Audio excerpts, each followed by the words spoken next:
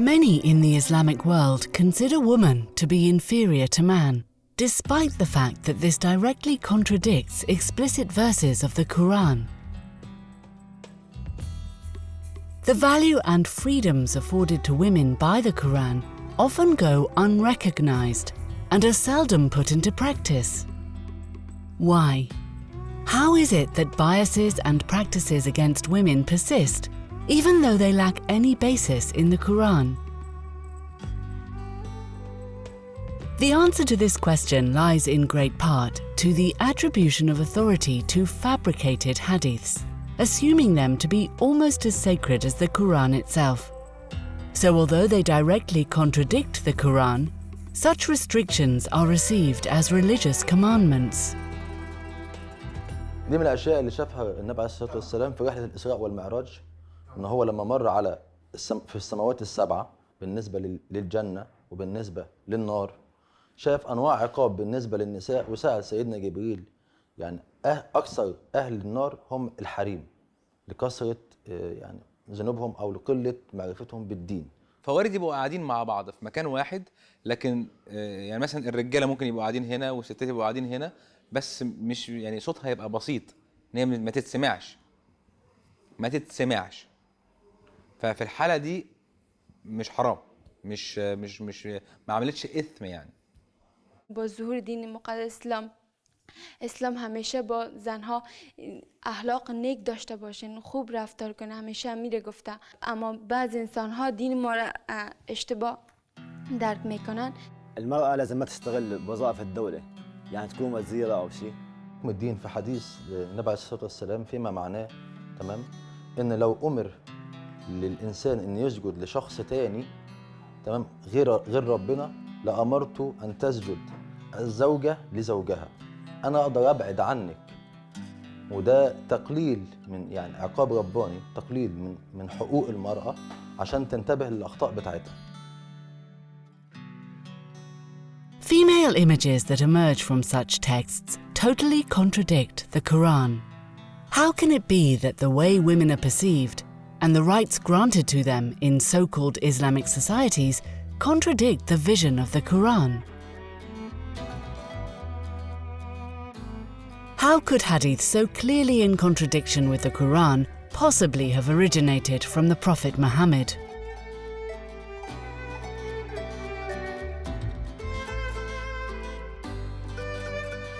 The narratives that were written about the Prophet and, like starting almost 100 years after he had passed away. And these narratives are called hadith or hadith in Arabic. And most of the so-called misogynistic or anti-women sayings that are associated with Islam actually come from the hadith. They do not come from the scripture. The hadith come much, much later. And hadith were originally oral stories. People would tell stories about the Prophet. And over succeeding generations, after a couple of hundred years, the earliest written collection of hadith that we know about dates to about the middle of the 2nd century after Muhammad. So much later, the collections that became canonized date from even later. They date from the middle of the 3rd and the early part of the 4th century after Muhammad. Bu süre zarfında kim insanlar mezhebini haklı çıkarmak için, kimisi geleneğini doğru çıkarmak için, kimisi İslam'a zarar vermek için, kimisi kendince İslam'a faydalı olmak için, kimisi siyasi sebeplerle birçok hadis uydurdular. Kimileri de kendi kadın algılarını dinselleştirmek için hadis uydurdu. Bu yüzden hadislerin Kur'an'a ve akla göre gözden geçirilmesi ve sadece senetlerine değil, hadisin içeriğine yani hadisin metnine de bakılması çok önemli. How reliable are the hadith? When we talk about hadith, it's very important to understand that the hadith are human constructs. Okay? I'm not saying that's good, I'm not saying that's bad. But the origins, the ontology has to do with origins, okay? The study of origins. The origins of the hadith are very different from the origins, the ontology of the Quran. The Quran is considered kalam Allah. The hadith are claims about what the prophet said and did. Dinin şüphesiz güvenilebilecek tek bilgi kaynağı vardır. O da Kur'an'dır. Kur'an-ı Kerim'den onay alabildiği müddetçe, aynı zamanda aklımıza ve fıtratımıza uygun olduğu müddetçe Peygamberimize isnat edilen bir takım rivayetlerin tarihsel bir bilgi olarak dikkate alınmasında bir sorun yoktur. Ancak maalesef zaman içerisinde Peygamberimize hiç ait olmamasına rağmen birçok rivayetin insanlar tarafından uydurulduğu ve geçmiş cahiliye dönemi inanç ve kabullerinin ya da ehli kitaptan dinimize sokulmaya çalışılan bir takım kabullerin hadisler yoluyla dinselleştirildiğini görmekteyiz. Bir kısım alim demiş ki hadis rivayetleri Kur'an'a arz edilmelidir. Yani Kur'an açısından, Kur'an'daki yaklaşım açısından bir süzgeçten geçirilmelidir demiş. Bir kısım hadis alimleri de hayır, hadisler ya da sünnet diyelim, onlar sünnet olarak algılıyorlar. Kur'an'dan farklı hüküm koyabilir, Kur'an'daki bir hükmü neshedebilir. Dolayısıyla Kur'an'a bakarak sünneti değerlendirmeyelim. Sünnet bizim için daha pratik bir kılavuz. Biz onun kılavuzluğuyla Kur'an'a bakalım demişler. Bu çok eski bir tartışma.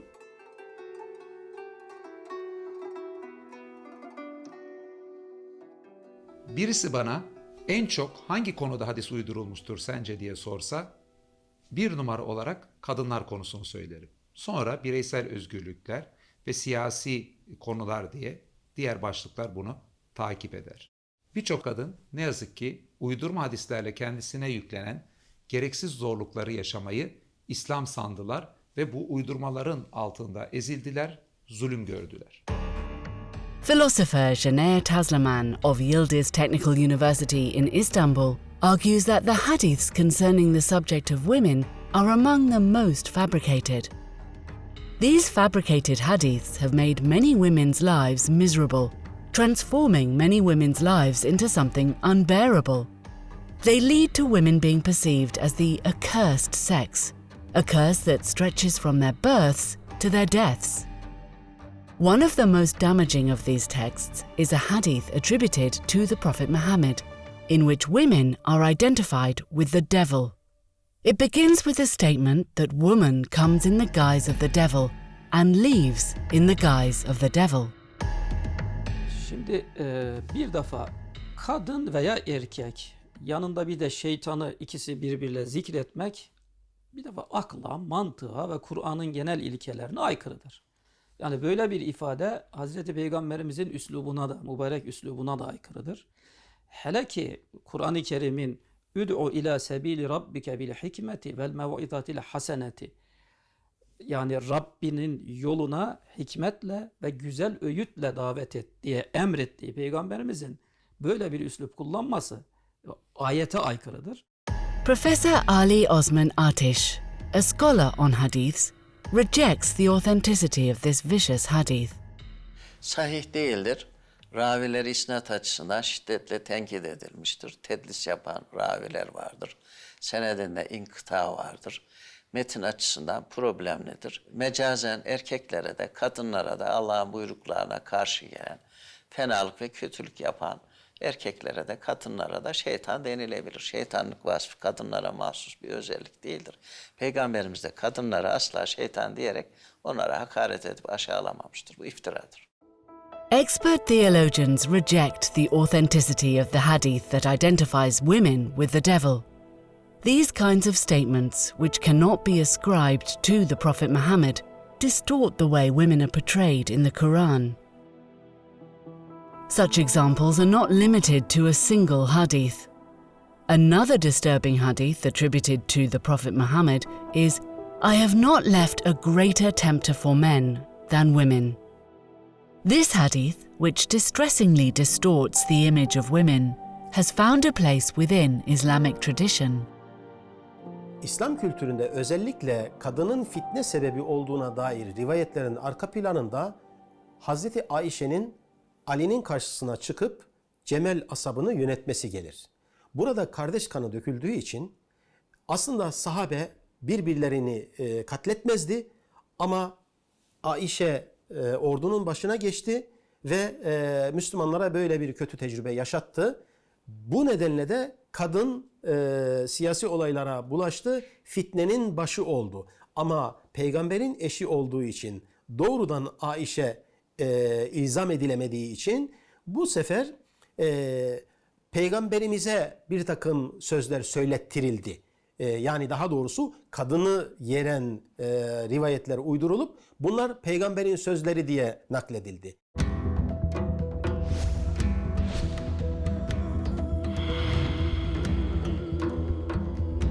Hazreti Ayşe'ye ismen hücum edemeseler dahi Hazreti Osman'ın davasına, yani onun katillerinin cezalandırılması davasına ön ayak ettiği için kadınlara karşı bir cephe açılmaya başlandı.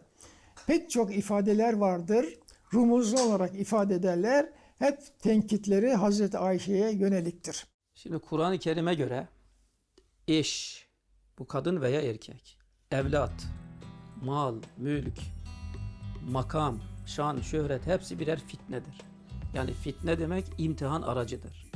Bu açıdan baktığımız zaman kadın da erkek de her biri birer imtihan aracıdır. Bu gözle alınırsa problem yok. Ama bu şekildeki sadece kadına hasretilmiş, fitnenin sadece kadın merkezli olarak düşünülmüş olması bir defa Kur'an'ın genel mantığına aykırıdır. Women, the devil, and seduction. Combining these three concepts generated distorted views of both women and afterlife, in which the majority of the inhabitants of hell will be women.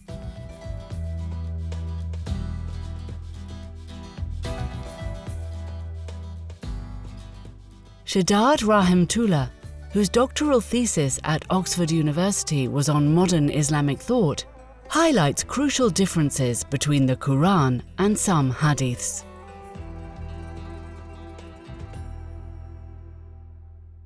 So this is something growing up as a Muslim that I would hear all the time, okay? That the majority of the inhabitants of hell are women. That idea, that understanding comes from a particular hadith. Quote, "The Prophet said, 'Hell was revealed to me, and I perceived that the majority of its occupants are women who are ungrateful.'" This is a classic example of the disjuncture between what the hadith say and what the Quran says. If you look at the Quran, there is no such claim that is made. In fact, if you look at the Quranic treatment of Jahannam, the Quranic treatment of hell, it is very gender neutral. And if you look at the Quranic treatment of Yawm al-Qiyamah, of the Day of Judgment, it is very gender neutral.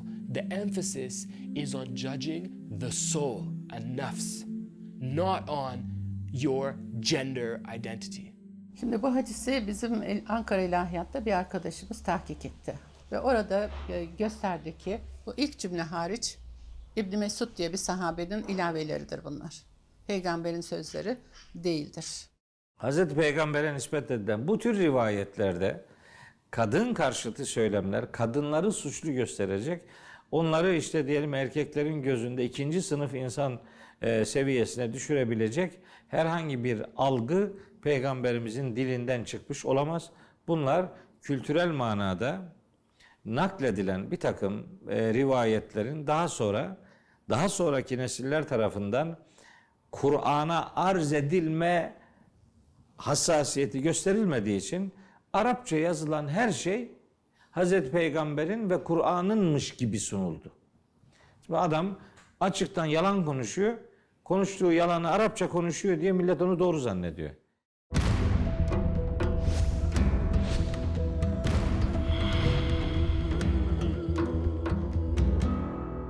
Fabricated beliefs about women, extending even to small babies, are belittling and vicious.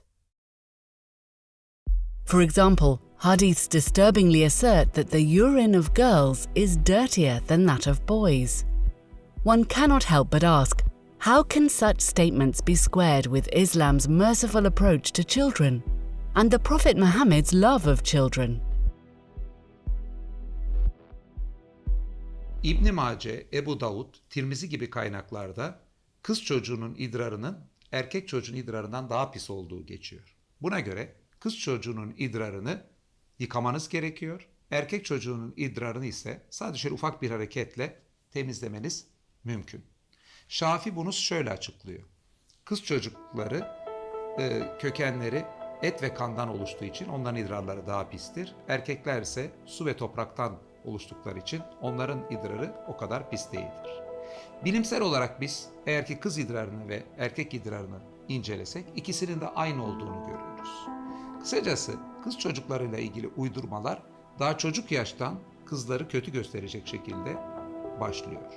Hadisleri kabul veya red konusunda temel 3 ölçü vardır. Kur'an-ı Kerim'e, akla ve fıtrata vurmaktır. Şimdi burada Kur'an-ı Kerim'e baktığımız zaman necis şeylerden uzak durun diyor. Necis şeylerinde neler olduğunu, abdestin neleri kaçırdığına baktığımız zaman işte idrarın abdesti kaçırdığı, dolayısıyla necis olduğunu anlıyoruz. İkinci olarak akla ve fıtrata vurun dediğimiz zaman aklın, fıtratın buradaki ölçüsü de biyolojik olarak, tıbbi olarak bunları alıp test edip gerçekten böyle bir farklılık var mı yok mu buna bakmaktır. Buna bakıldığı zaman eminim ki arada bir farkın olmayacağı anlaşılır. Dolayısıyla bu da kadınları aşağılamanın, hor görmenin ta çocukluktan itibaren affedersiniz idrarına kadar inerek bir meşrulaştırma temelinin bir örneğidir. Fakat bu rivayetler sahih hadisler olarak bizim bütün meşhur kitaplarımızda yer alır ve kadınlarla ilgili her konuşmada, her vaazda, her din kitabında mutlaka bu hadis rivayetleri yani referans değeri taşırlar. Dolayısıyla İslam toplumlarının kadınlara bakışını bu kadar ataerkil, bu kadar kontrol altında tutmaya yönelik bir şekilde kurgulanmasına sebep olmuşlardır. Bana göre bu rivayetlerin hiçbirinin Hazreti Peygamber'in söylemesine imkan ve ihtimal olmayan rivayetlerdir. Apart from the Quran, some other books are also accepted as fundamental religious references, and some of the inauthentic hadiths in these books have become part of tradition. Ludicrous but widely held claims make it difficult for Muslim men and women to lead lives in accord with the precepts of the Quran. A society can serve as a righteous example for all of humanity, as the Quran asserts, only if the value of women is recognized and affirmed in its full and just measure. Yet beliefs that women are demonic creatures who break ritual prayers and are by their very nature seductive have survived for centuries. Mothers raise their children in accord with such beliefs. Girls and boys form relationships according to such beliefs. Sadly, such narratives obstruct the development of Muslims, men and women alike, at every stage of life.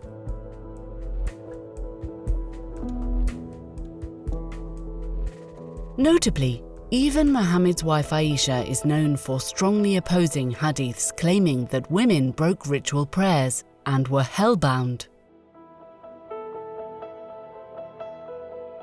Therefore, it is the responsibility of each Muslim to re-evaluate their own beliefs and choose between the Quran and these other sources.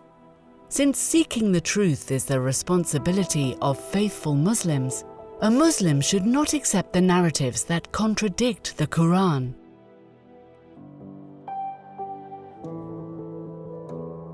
There's a hadith that says if a dog, the donkey or a woman will walk in front of the man's prayer, in the Qibla, then the prayer is nullified.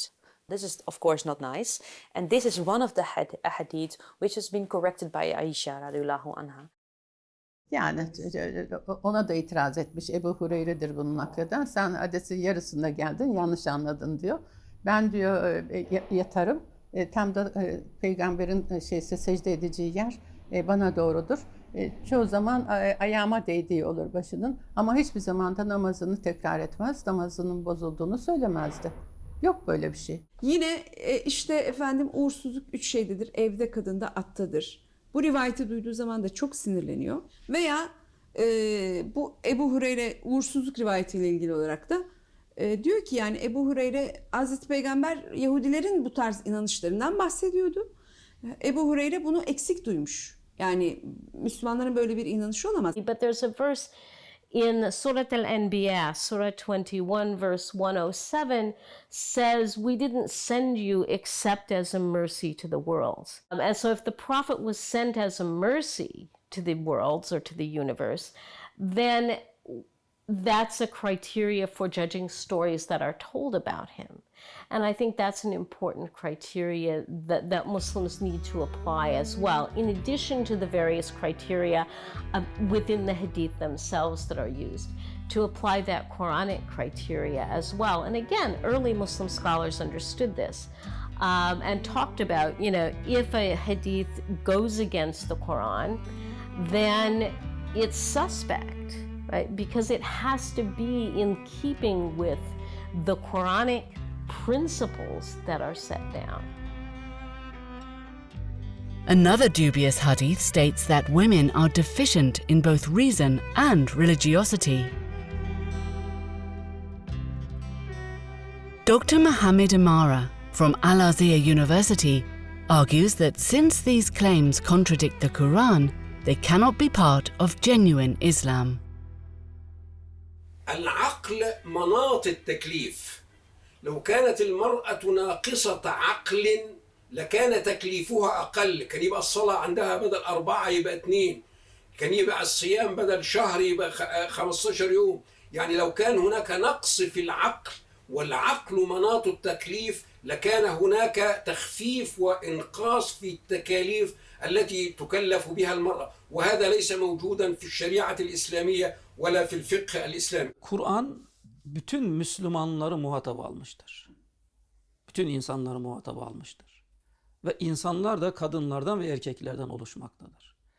Muhataplık da akıllı olanlara yöneliktir. Yani akli özürlü olanları Kur'an muhatap almaz. Bu açıdan baktığımız zaman Kur'an-ı Kerim eşit muhatap aldığına göre demek ki eşit akılda olduğunu bir defa bize söylüyor. Ve yine Kur'an-ı Kerim'in çok sayıda ayet-i kerimesinde ey insanlar ben size akıl verdim diyor. Aklınızı çalıştırın derken hiçbir yerde kadınlar sizinki azdı demiyor. Pek çok ayet-i kerimeye de o rivayetin doğrudan aykırı olduğu kanaatinde olduğumu belirtmek istiyorum. Kadınların aklı da eksik değildir, dini de eksik değildir. Aklı eksiktir. Aklı eksikse de aklı o zaman sorumluluktan kurtarır demek. O dini ve aklının yarımlığı noktası Kur'an'ı bir referansa asla ve asla sahip değil. Prominent Muslim theologians stress that assumptions that turn women into veritable slaves of their husbands are contrary to the Quran. Thus, they strongly object to the hadith attributed to the Prophet that claims that if it was possible for anyone to prostrate before someone other than God, I would tell women to prostrate before their husbands. The report that supposedly quotes the Prophet Muhammad as saying that if he were to command any human being to prostrate before another, then he would command a woman to prostrate before her husband. For a Muslim, I think the sentiment that's expressed in the report is very disturbing, because the Quran is very clear that only God is worthy of being worshipped, only He is divine, and human beings, all human beings, whether male or female, bow down in worship only before God. Bu hadislerin ravileri tenkit edilmiştir. Çok şiddetli tenkit edilmiştir. Müdellis kimseler var, hadis uyduran kişiler var raviler arasında. Senetler kopuktur. Bunun dışında da metin açısından sıkıntılıdır. Hazreti Peygamber'in eğer ben birine secde etmesini emredecek olsaydım, kadının kocasına secde etmesini emrederdim gibi bir sözü söyleyebilmiş olmasına asla ihtimal vermiyorum. Bunu Hazreti Peygamber'e yapılmış çok büyük bir iftira olarak görüyorum. Çünkü İslam dini insanları kula kulluk etmekten kurtarmak için geldi. Kadınlar niye kocalarına kul olsunlar ki? Niye kulluk etsinler? Bu türden rivayetlerin hem Kur'an'a hem akla hem de fıtrata aykırı olduğunu görmek zor değildir. Erkek ve kadın arasında bu anlamda bir üstünlük olması söz konusu edilemez. Erkek olsun kadın olsun İki tarafında birbirleri üzerinde hakları vardır. İnsanların birbirleri üzerindeki hakları sahip oldukları cinsiyete göre üstünlük oluşturmaz. Kadın erkeğin kölesi olmadığı gibi erkek de kadının efendisi değildir.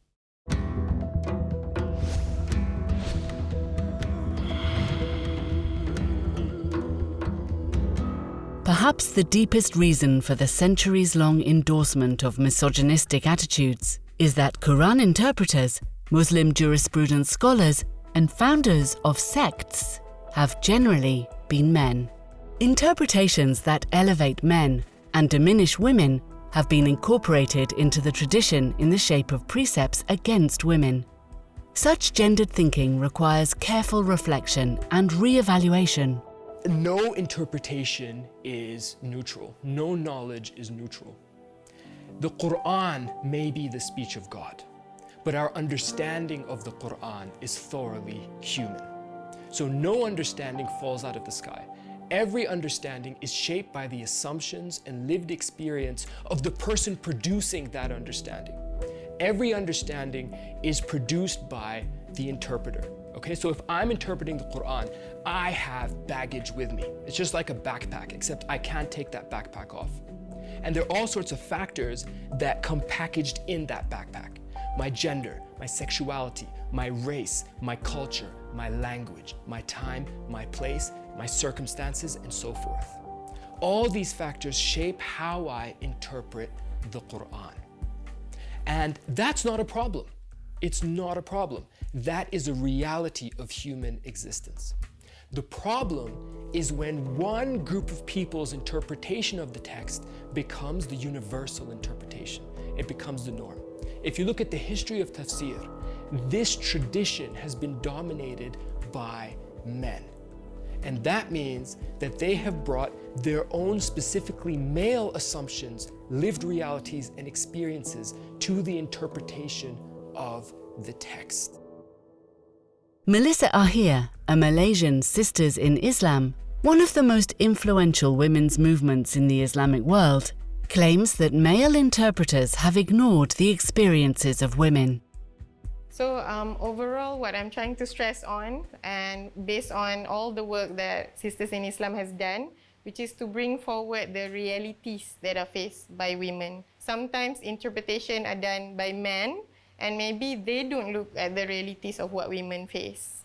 So maybe we need to have a more realistic, a more grounded reading of everything that we learn, because always, if you remember, even there's the 4 imams. Between them, there may be some minor differences. So this is always a learning process within our own religion. So maybe we can look that also from women's ground realities. Kadınların ikinci sınıf muameleye tabi tutulmasında veya o şekilde görülmesindeki en büyük etken erkek egemen söylemden kaynaklanıyordur. Nitekim de İslam alimleri dediğimiz o ulema sınıfı içerisinde kadın yoktur. Yani erkekler karar vermiştir. Ulema dediğimiz sınıf kendi dönemleri içerisinde kendi bakış açılarına göre kadınların hukuki statüsünü belirlemeye çalışmışlardır. Sorunun temel can alıcı noktası erkeklerden kaynaklı bir söylemin geliştirilmiş olmasından. Women are better educated these days and they can read these sources for themselves. So they are going back to these textual sources and then questioning some of the, very masculinist, shall we say, interpretations of these verses that clearly were meant to give men preferential treatment in these societies. And therefore, I think they stand on very good ground when they challenge a number of these interpretations in the pre-modern period and making the strong argument that moving forward, that we'd actually be better, we'd be truer to foundational Islamic principles if we recovered the spirit of gender egalitarianism that is clearly to be found in the Quran, for example. What have we seen so far? Women have been suffering because of culturally appropriated, male-dominated discourse accepted as Islam. Fabricated traditions that contradict the Quran and harm women have been widely incorporated within the framework of traditional beliefs and practices. As a result, Muslim women have been reduced to second-class beings, subordinate to men, and deprived of their basic human rights. These issues raise some serious questions. What are the sociological costs of fabricating commandments contradicting the Quran that harm women? What are the religious costs of fabricating beliefs that contradict the Quran? Where should Muslims start in restructuring a just and flourishing society? Improving the status and rights and lives of Muslim women, who, after all, make up half of society, is a good place to start. A careful Quranic evaluation of the status of Muslim women is exactly what we will consider in the coming episodes.